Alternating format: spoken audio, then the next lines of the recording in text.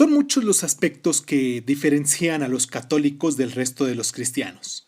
Uno de ellos es la lealtad al Papa. Los católicos creen que el Papa de Roma forma parte del linaje que se inició con el apóstol Pedro y posee una autoridad espiritual y moral inconmensurable. Así, en determinados asuntos morales y cuestiones de fe, el Papa es infalible, es decir, no se equivoca. ¿Será? Esto es Crónicas Lunares y hoy hablaremos del papado. Cierra los ojos, cierra los ojos, cierra los ojos, cierra los ojos. Si escuchas que alguien se acerca, no temas. Todo estará bien.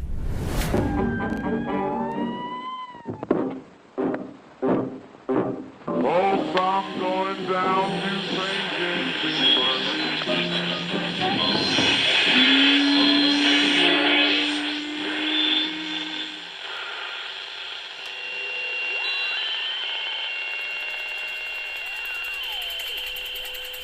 Estás escuchando Crónicas Lunares, el lugar donde entra por tus oídos.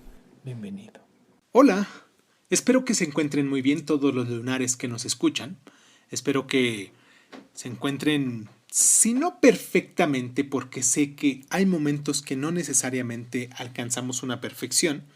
Sé que siempre en nuestra mente tenemos un estado mental en el cual nosotros podemos ser los creadores, nuestros guías, nuestros líderes, y nosotros estamos creando ese estado mental en el cual nos podemos sentir bien o mal según sea el estado en el que estemos pasando, ya sea emocional o físico, pero mucho es de la cuestión mental.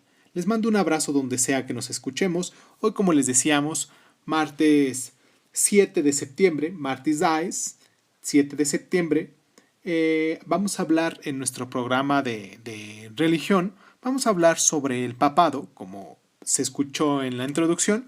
Vamos a hablar sobre la excomunión, sobre el Papa León el Grande, sobre las elecciones papales y pues alguno que otro tema por ahí. Les mando un abrazo donde sea que me escuchen y comenzamos.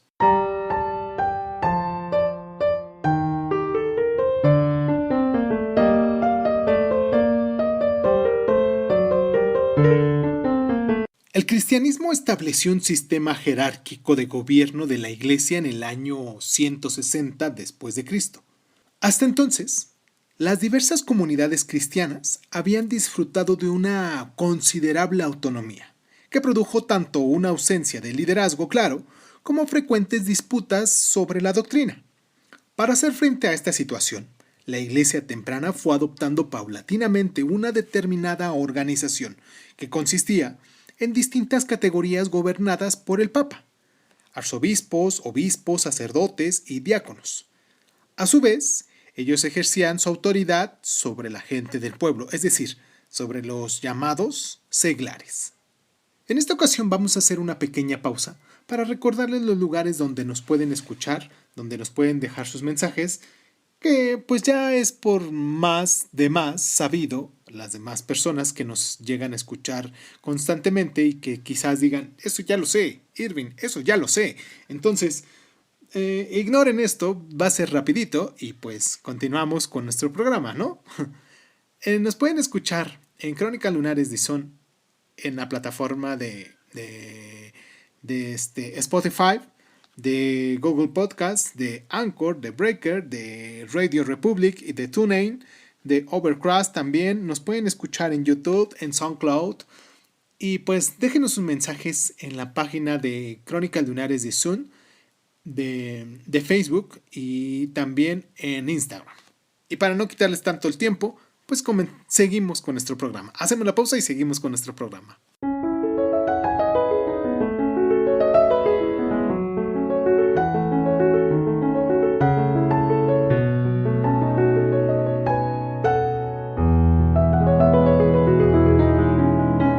En los primeros tiempos de la Iglesia cristiana, la autoridad del papado era más una forma teórica que práctica. Solo a mediados del siglo V, con el Papa León el Grande, la autoridad del Papa como obispo de Roma y sucesor de San Pedro se impuso de un modo tan significativo en Europa.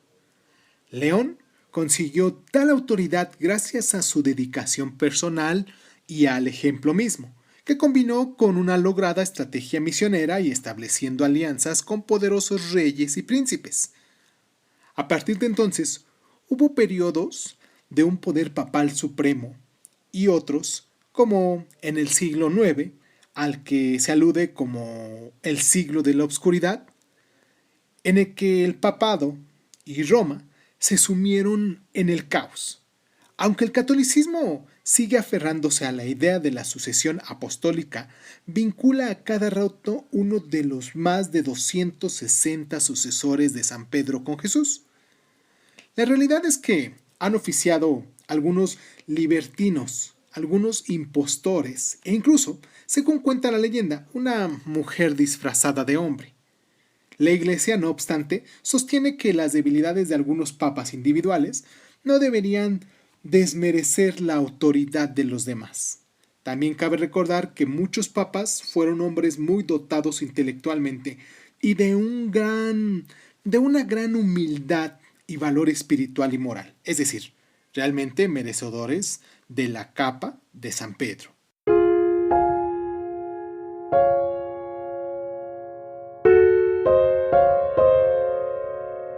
Tú eres Pedro, y sobre esta piedra edificaré mi iglesia. San Mateo 16:18. León I es uno de los dos únicos papas a los que se le ha concedido el apelativo de El Grande. Se lo recuerda principalmente por su insistencia en la suprema autoridad del papado en la iglesia. Insistió en la identidad del pontífice con Pedro, escribe el historiador de Cambridge, Edmund Duffy. El sentido que León daba a esta autenticidad era prácticamente mítico. León, a pesar de ser su sucesor ilegítimo, era el heredero de todas las prerrogativas de Pedro. La decidida e implacable aplicación de esta concepción del papado permitió a León transformar el cristianismo. Se pasó de un sistema de prelados y obispos considerablemente autónomos, completamente diseminados por los territorios del antiguo Imperio Romano, a un modelo jerárquico de gobierno con el Papa a la cabeza. León fue, además de un orador y un diplomático hábil, un hombre muy valeroso. En el año 452 se enfrentó a Atila, rey de los hunos, que asolaba el norte de Italia y se dirigía hacia Roma, y lo convenció de que se retirara.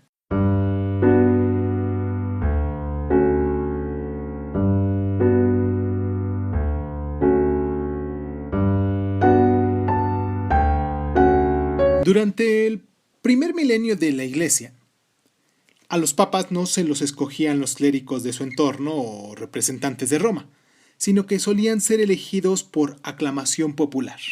En ocasiones, los soberanos seculares también intervenían en la medida en que tenían un papel crucial en la relación entre la Iglesia y el Estado.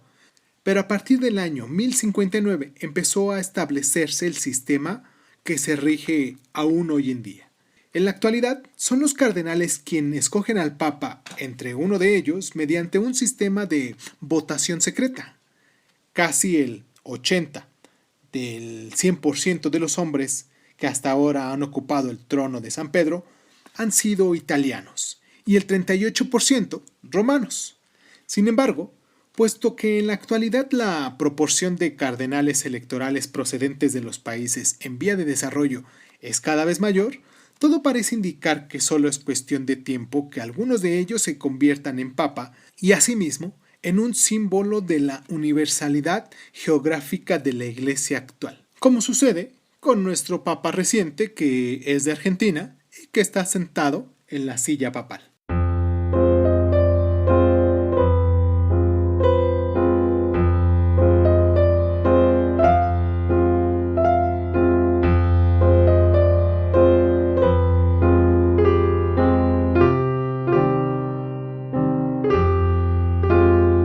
Los papas han reivindicado la autoridad suprema, concedida en este caso por Dios, durante toda la historia de la Iglesia. Tal reivindicación constituye el núcleo duro del catolicismo. Ello supone lo que dicta el Papa no debe de ser contradicho ni ignorado por ningún miembro de la Iglesia. La noción tradicional de que el papado preserva la verdad de los apóstoles se consagró por primera vez en el año 519 con la fórmula de Hormisdas, que recibe el nombre del papa que la aprobó, junto con el emperador Justiniano.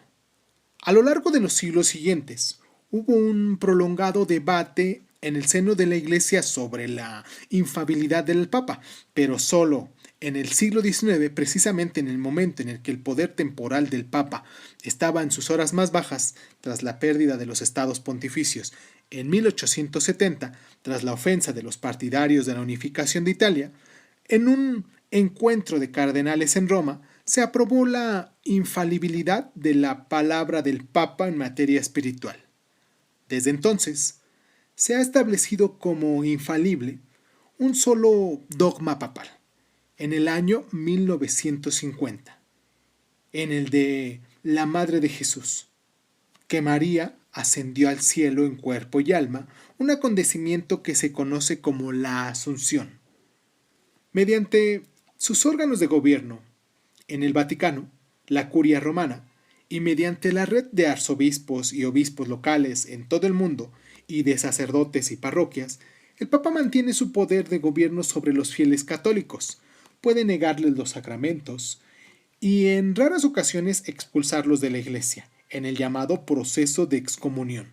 No obstante, a pesar de la excomunión, en el catolicismo se insiste en que, puesto que para ser expulsado de la Iglesia se debe haber formado antes parte de ella gracias al bautismo, la puerta al arrepentimiento y a la readmisión siempre estará abierta.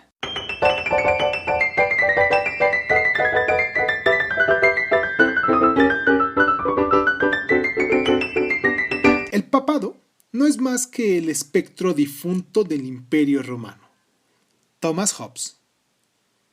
En el medievo, la Inquisición gozaba del máximo poder, que ejercía mediante la tortura y la condena a muerte para mantener a raya a los católicos y conseguir la obediencia de los mandatos del Papa. Y también la excomunión era un recurso frecuente contra el disenso.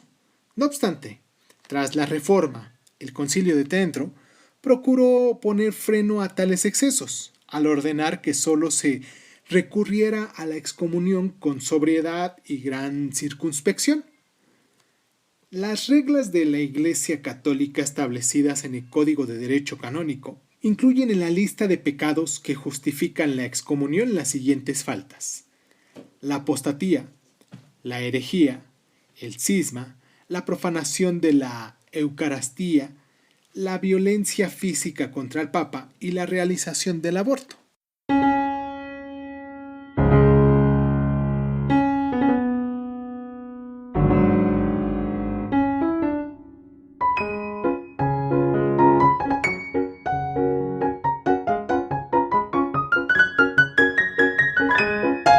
Para terminar nuestro programa, ¿qué tal si hacemos esta pequeña cronología? Es una pequeñísima cronología de hechos para más o menos hacer un pequeño resumen de lo que hemos estado hablando. En el año 64, después de Cristo, fue la ejecución de San Pedro. De ahí viene todo lo demás. En el año 160 se establece la jerarquía eclesiástica. En el año 440, León el Grande extiende la autoridad del Papa. En el año 1870 se establece la infalibilidad del Papa. No hay más palabra que la que dice el Papa, en este caso.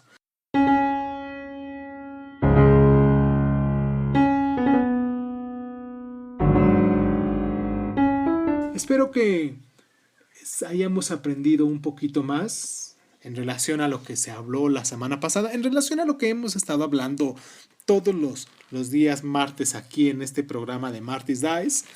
y pues vayamos con esa línea de conocimiento, ¿no? No quiero adelantarme, no quiero dar unos saltos demasiado grandes para volver a retomar ni nada, simplemente seguir esta línea de conocimiento porque van de la mano también con nuestros programas de Love is Die